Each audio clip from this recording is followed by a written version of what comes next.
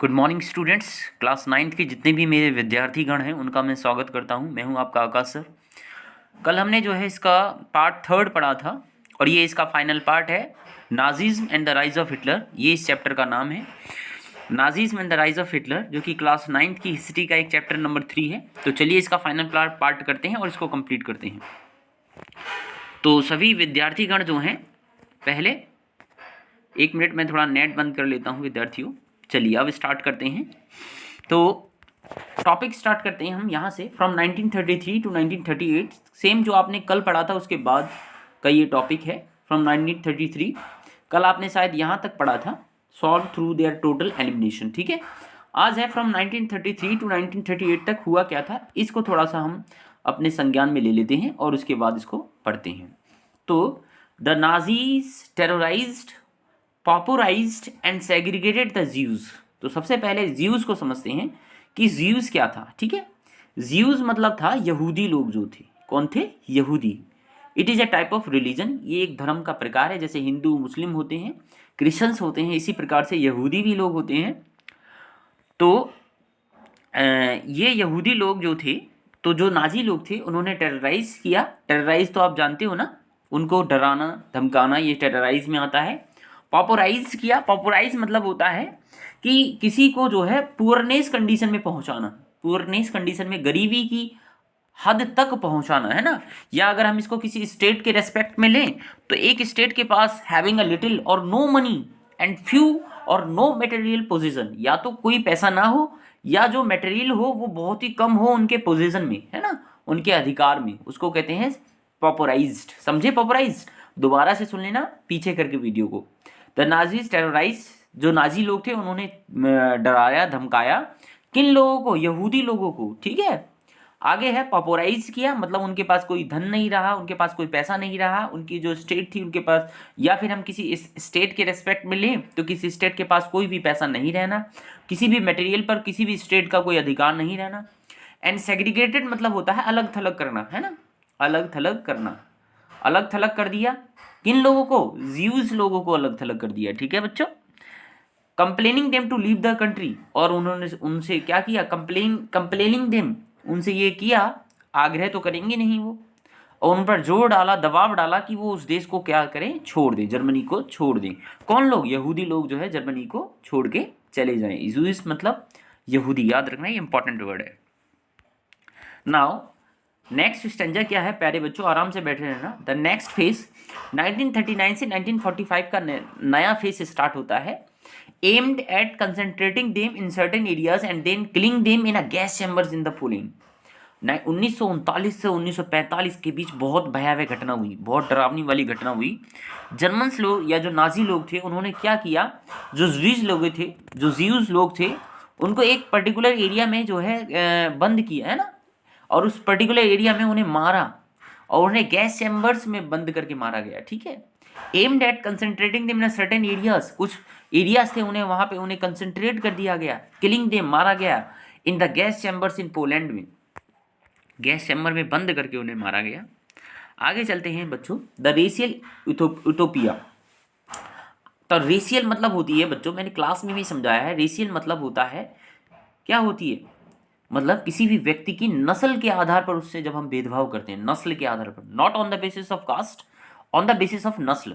On the basis of caste India में होता है ये वाला भेदभाव, on the basis of caste, on the basis of racial discrimination, ये जो है अन्य देशों में, फॉरेन कंट्रीज में होता है। अमेरिका में आपने देखा होगा, और भी बहुत सारी कंट्रीज हैं जहाँ गोरे और काले काले को लेकर फ़र्क किया जाता है, और भी अलग अलग टाइप के जो लोग होते हैं उन पर फ़र्क किया जाता है ना, कि आप इस देश के हो, हम इस देश के हैं, इस तरह से। तो the racial utopia, genocide and war became two sides. Genocide मतलब जो होती है, जीनोसाइड आप जानते हो ना, जीनोसाइड मतलब होता है नरसंहार। नरसंहार मतलब एक बड़े लेवल पर जो है लोगों को मारना, ठीक है, उनको किल करना, उनको उनका नरसंहार कर देना, उनको बिल्कुल उनकी पूरी जाति को तबाह कर देना, उसको कहते हैं genocide. Genocide and war became two sides of the same coin. Genocide नरसंहार और जो युद्ध थे वो सिक्के के दो पहलू की तरह हो गए बच्चों। ऑक्युपाइड पोलैंड वाज डिवाइडेड, जो उन्होंने पोलैंड को ऑक्युपाइड किया था उस वो डिवाइड मतलब बट गया। Poles were forced to leave their homes, जो पोलैंड थे उनको फोर्स किया गया कि वे अपने घर को छोड़ दें। एंड प्रॉपर्टीज, और जो उन पे प्रॉपर्टीज थी उसको भी, and properties behind to be occupied by the ethnic German brought in occupied Europe. अब जो वो अपने घर को छोड़ के गए, जो उनकी प्रॉपर्टी थी उन पर जो है एथनिक जर्मन का अधिकार हो गया। एथनिक जर्मन क्या होता है, एथनिक क्या होता है ये समझो। एथनिक ऐसे लोग होते हैं जो किसी पर्टिकुलर रिलीजन या किसी पर्टिकुलर चीज को लेके जो है विशेष दबाव डालते हैं, ठीक है, या संबंधित होते हैं विशेष जाति या धर्म से, ऐसे समझ लो। एथनिक लोग वो होते हैं जो किसी विशेष जाति, किसी विशेष जाति, किसी विशेष जाति या धर्म से संबंधित होते हैं, या धर्म से संबंधित होते हैं, ठीक है। उन लोगों ने उनकी जो संपत्ति को ऑक्युपाइड कर लिया बच्चों। आगे है youth in Nazi Germany. Youth का क्या हुआ, यूथ के साथ क्या हुआ देखो। हिटलर फेल्ड दैट, कोई भी ये सोचता है भाई साहब कि अगर आपको कोई देश बनाना है या किसी देश पर अधिकार करना है तो सबसे पहले अपनी तरफ यूथ को आकर्षित करो, जो नौजवान लोग हैं। Hitler felt that a strong Nazi society could be established by teaching Nazi ideology to the children. बस यहीं पे मेन काम हुआ। हिटलर ने ऐसा सोचा, ऐसा फील किया कि स्ट्रॉन्ग नाजी सोसाइटी, एकदम पुख्ता जो है नाजी सोसाइटी, नाजी समाज तब बन सकता है जब वो क्या करें, जो बच्चे हैं उनको हिटलर की आइडियोलॉजी या नाजी आइडियोलॉजी, नाजी के जो विचार हैं उनको बच्चों को पढ़ाएं, ठीक है। क्योंकि छोटे बच्चे का दिमाग जो होता है वह एकदम, उसे कुछ नहीं पता होता, आप जो उसे बताओगे वही उसके दिमाग में आएगा। इसके लिए उन्होंने किया क्या, all schools were given German teachers. ये देखो सभी स्कूलों में जर्मन टीचर्स अपॉइंट किए गए। आगे देखो बच्चों क्या किया गया, childrens were divided into 2 groups, 2 groups में डिवाइड किए गए। ऐसे बच्चे जो डिजायरेबल हो और ऐसे बच्चे जो अनडिजायरेबल हो।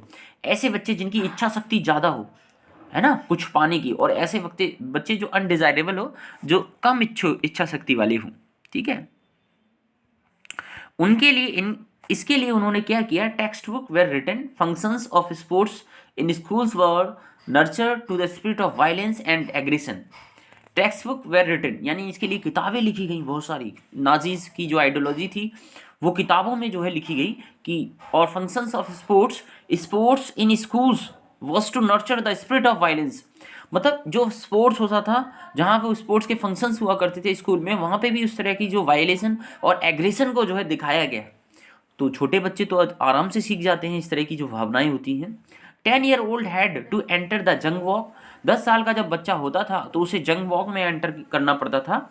जंग वॉक एक ऐसी संस्था थी जहाँ से बच्चा जब 14 साल का होता था तो वो ग्रेजुएट होकर निकलता था, ठीक है, समझे।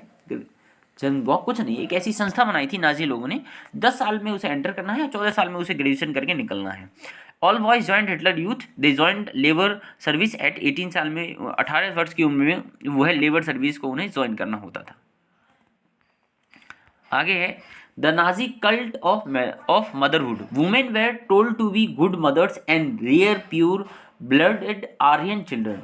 महिलाओं को बोला गया टू बी गुड मदर, अच्छी माँ बने, एंड रियर, आप बिल्कुल रियर हैं, प्योर ब्लडेड आर्यन चिल्ड्रन हैं उनके बच्चे। आपको इस तरह से उनके बच्चों को इस तरह की भावनाएं देनी है। They were encourage to produce many children, और उनको एनकरेज किया गया कि ज़्यादा से ज़्यादा बच्चे पैदा करिए आप, ठीक है।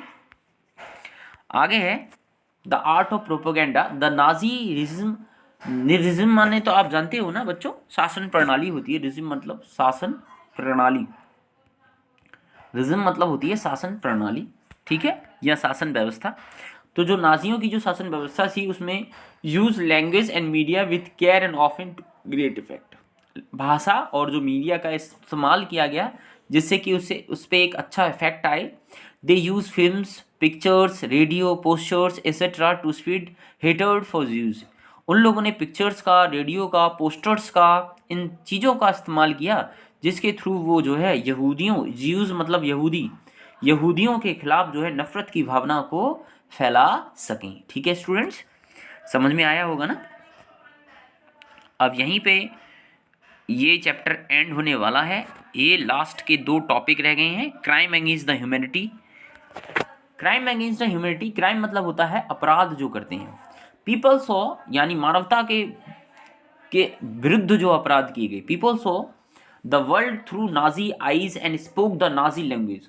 पूरा विश्व जो है नाजियों की तरह देखने लग गया और नाजियों की भाषा बोलने लग गया, नाजियों की। At times even the Jews began to believe in the Nazi stereotypes about them.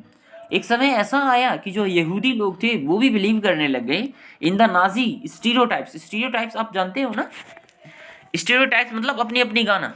एक कुछ ऐसे व्यक्ति नहीं होते जो अपनी अपनी चलाते हैं, हठधर्मी जिनको कहते हैं, मैंने बताया नहीं था, जो अपने आप को सुपीरियर समझते हैं। A person who think that he is superior than other, है ना, a person who thinks that he is superior than others, उनको स्टीरियोटाइप्स लोग कहते हैं। बहुत से लोग मिलते हैं दुनिया में, आप देख लेना, पता नहीं अपने आप को क्या 30 मार खा समझते हैं, ठीक है।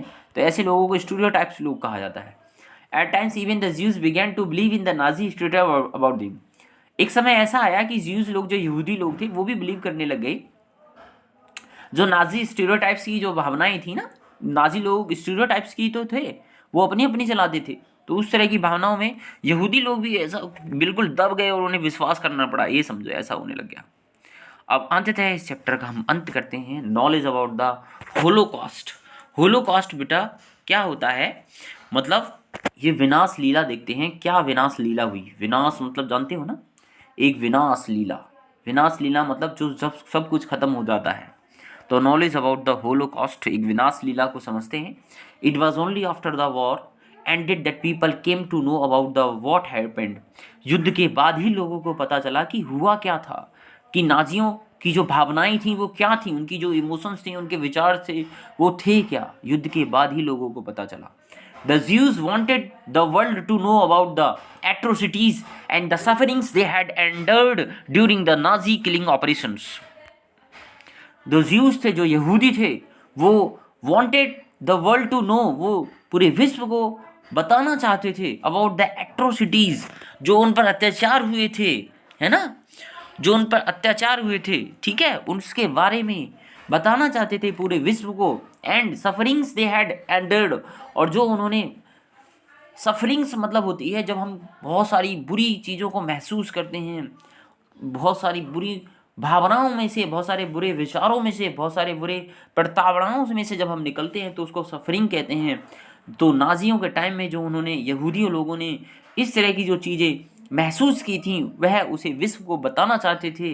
नाजी किलिंग ऑपरेशन, जो कि नाजी किलिंग ऑपरेशंस थे, उनको भी वो बताना चाहते थे कि नाजियों ने किस तरह से यहूदियों को मारा। They just wanted to live, even if it was for a few hours, to tell them the world about the Holocaust.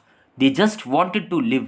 वे सिर्फ रहना चाहते थे, even if it was for a few hours, चाहे वो कुछ घंटों के लिए ही जी सकें या कुछ घंटों के लिए ही वे रह सकें, और उन चंद घंटों में वे विश्व को बताना चाहते थे अबाउट द होलोकास्ट, जो नाजियों की विनाश लीला थी, जो नाजियों ने किस तरह से जो है लोगों का नरसंहार किया था, लोगों को मारा था। तो मेरे प्यारे विद्यार्थियों, इसी के साथ मैं आपका आकाश सर आपसे अलविदा लेता हूँ। कल मिलूँगा मैं संडे को with the question answer. Thank you very much.